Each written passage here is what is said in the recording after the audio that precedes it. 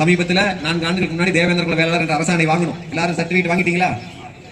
தேவேந்திர குல வேளாளர் பல்லர் என்று இருந்தது, தேவேந்திர குல வேளாளர் மாற்றி வாங்கியாச்சு. இல்ல, அந்த தேவேந்திர குல வேளாளர் என்ற பெயர், வேளாளர் என்பது சைவ வேளாளருக்கு மட்டும்தான் சொந்தம். அது இந்த சாதிக்கு கொடுக்க கூடாது என்று வழக்கு தொடுத்த சங்கத்தில் சேர்ந்தவர் தான் இங்கே திமுக வேட்பாளர். அந்த சங்கங்கள் எல்லாம் இன்னைக்கு வெளிப்படையாக பத்திரிகைகள் விளம்பரம் கொடுக்குது. எங்களுடைய ஆதரவெல்லாம் எங்களுடைய ஜாதி பிள்ளைமாரி சமுதாயத்தை சேர்ந்த சுப்பிரமணியம் தான். அதிமுக தேவர் சமுதாயத்தை சேர்ந்தவர் நிற்கிறாங்க. திமுக இருக்கக்கூடிய தேவர்கள் எல்லாம் கட்சி பாசம் எல்லாம் அவங்களுக்கு கிடையாது. கட்சி பாசம் விசுவாசம் அதெல்லாம் நம்மளுக்கு மட்டும்தான். நம்ம ஆட்கள் தான் கடந்து திமுக பரம்பரை அதிமுக என்று உழைத்துக் கொண்டிருக்கிறார்களே தவிர அவர்களுக்கு எந்த கட்சியை பயன்படுத்தி பெரிய பணக்கார காரணங்களோ அவர்களுக்கு அந்த பாசம் எல்லாம் கிடையாது. காரணம் அவர்கள் இந்த கட்சியை பார்க்கறாங்க, அந்த கட்சி இவர்களை ஜாதியா தான் பார்க்கும்.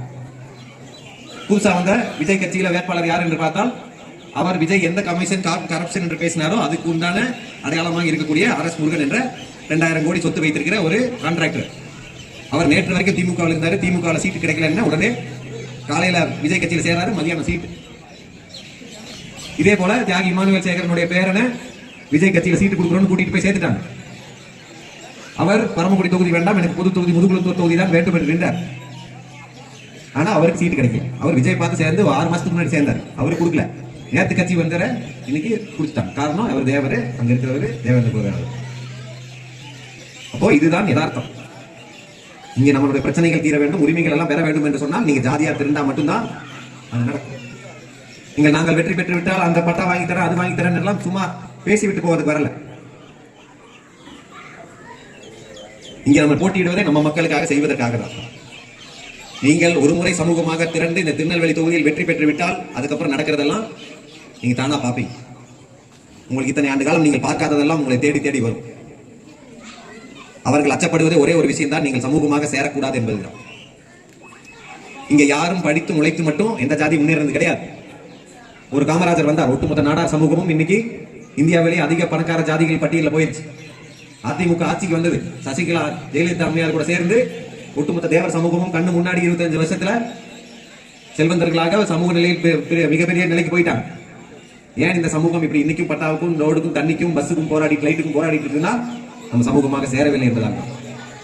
அப்போ இந்த முறை வாக்களிப்பது ஏதோ ஒரு புதிய தமிழ் கட்சிக்கோ ஒரு ஷாமுக்கோ ஒரு வேட்பாளருக்கோ கிடையாது. அது உங்களுக்கான ஓட்டு, உங்களுடைய மரியாதைக்கான ஓட்டு, உங்களுடைய எதிர்காலத்திற்கான ஓட்டு. இதை சாதாரணமாக நினைத்துவிட்டால் இந்த சமூகம் மிகப்பெரிய அளவு பின்னோக்கி போயிடும். எடப்பாடி பழனிசாமி அவர்கள் பேசி இதை நீங்கள் கேட்டிருப்பீர்கள். கேட்டீங்களா?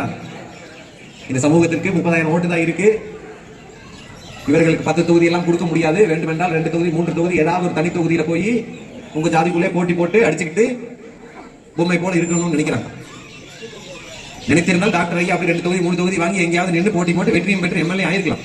ஆனால் அப்படி வெற்றி பெற்றா இந்த சமூகத்துக்கான எந்த அரசியலையும் பேச முடியாது, மாறாக பொம்மைகளாக தான் இருக்கும். அந்த முடிவு தான் இது. வெற்றி முக்கியம் கிடையாது. இந்த சமூகத்துக்கு வெற்றிக்கு நிகரானது தன்மானத்தோடு தான் வெற்றி பெற வேண்டும் என்றுதான் இன்றைக்கு புதிய தமிழ் கட்சி நிற்கிறது. அதனால வாக்களிக்க வேண்டியது உங்களுடைய கடமை என்று சொல்வதற்காக தான் நீங்க வந்திருக்கீங்க. உங்களுக்கு இருக்கக்கூடியதெல்லாம் ஒரே சின்னம் தான். என்ன சின்னம்? சிலிண்டர் சின்னத்திற்கு வாக்களித்து என்னை வெற்றி பெற வையுங்கள் என்று சொல்லவில்லை, நீங்கள் வெற்றி பெறுங்கள் என்று கூறி இங்கே வரவேற்பு அனைவருக்கும் நன்றி கூறி விடைபெறுகிறேன். நன்றி, வணக்கம்.